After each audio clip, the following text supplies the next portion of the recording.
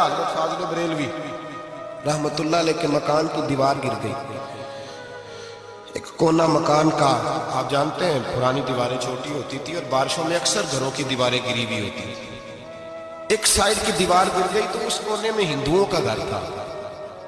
اب مستری صاحب رات کو آئے، ان سے بات ہوئی تو کہنے لگے سویرے کام شروع کروں.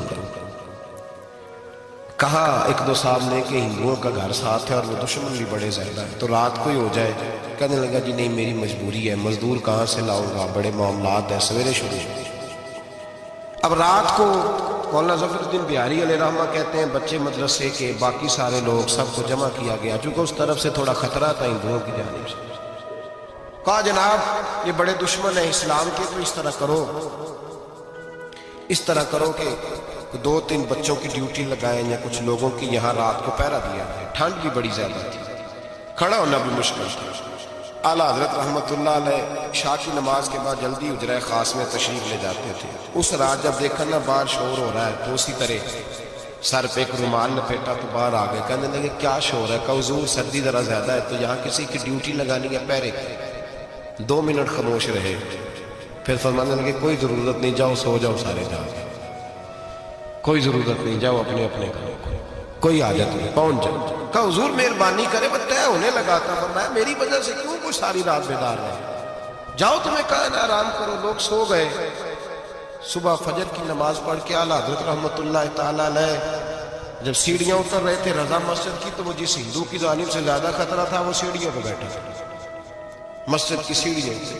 سب لوگوں کی توجہ ہو گئی. کہنے لگا مولانا میں کلمہ پڑھنے آیا ہوں، مجھے کلمہ پڑھا کے مسلمان کر دیں، میں کلمہ پڑھنے آیا ہوں، مسلمان کریں.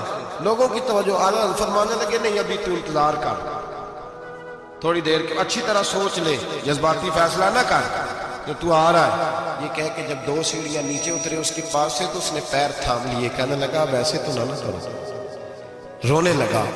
اعلیٰ حضرت رحمت اللہ نے کلمہ پڑھایا، کچھ باتوں کی نصیحت فرمائی، تشریف لے گئے. گھیرنے والے گھیر کے بیٹھ گئے. کہنے لگے ہمیں بھی بتا بدلہ کیسے ہے. کہنے لگا دیوار گر گئی، آدھی رات کے وقت، آدھی رات تک انتظار کرتا رہا، پہرے دار کوئی نہیں، تو 2 تلواریں لے کر جب میں ان کے مکان کی جانب بڑھا، میں نے کہا آج گردن کاٹوں گا اور کاٹ کر کے نکلوں گا. کہتا ہے جب میں قریب آیا تو 2 شیر کھڑے تھے، اوپر سے پلٹ کے آیا تو پھر کھڑے تھے، ادھر سے پلٹ کے آیا تو پھر کھڑے تھے.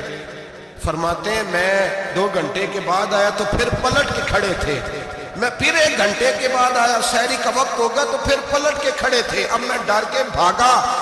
کہتے فاضل بریلوی نے اپنی کھڑکی سے منہ باہر نکالا. کہنے لگے اور کتنا تجربہ کرے گا، مجھے تو لاوارث سمجھتا ہے، لاوارث ہوں میں، اور کتنا تجربہ کرے گا، بس کر مان جا. میں نے کہا حضور یہ کون ہے، مجھے بتائیے تو صحیح یہ کون ہے. تو کہنے لگے میں نے ساری زندگی رسول اللہ کی عظمت کا دفاع کیا ہے، ساری زندگی غوث اعظم کے نعرے لگائے ہیں. ابھی تو یہ مدد صرف غوث پاک جیلانی کی بھیجی ہوئی ہے، ابھی تو غوث اعظم کی بھیجی ہوئی مدد ہے. مولا علی ابھی پیچھے ہیں، 2 جہاں کے محبوب ابھی اس سے پیچھے ہیں، وہ تو ابھی پیچھے ہیں. پیچھے